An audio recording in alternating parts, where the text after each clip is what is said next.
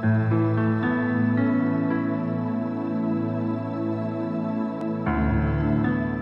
diapi napaykurimuy munani pichus qhawamuasawan uyarimusawan chantapis qillqamuayku ashka runamasiyku maymantachus paykuna uyarisanku kay devoción matutinata quechua parlaypi.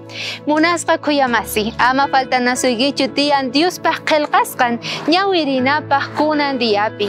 Chayrayku invitayki kicharinaykita kay libro de Romanos capítulo 12 versículo 2 nin kay hinata.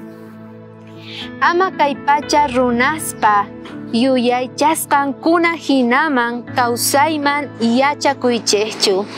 Astawanpis sonqoykichikpi yuyaynikichikpi ima musuq yachisqa kaychik. Ahinapi yachaykichis imaynachus Diospa munaynin kasqanta. Acha Diosta kusichik hunt'asqata hina. Munasqa khuyamasi kaypiqa Diospaq qillqasqan niwanchik ama yachakapunata kay pachaman.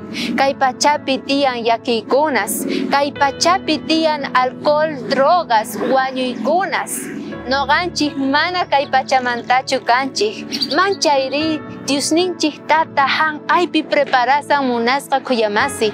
Wasita maypichus manaña kanqachu chay llakiykunas, manaña kanqachu ni wañuykunas ni ima. Qori kay kanqa munasqa khuyamasi, chaypi kawsay munaykichu? Ari chari, noqapis chaypaq preparakusani munasqa khuyamasi.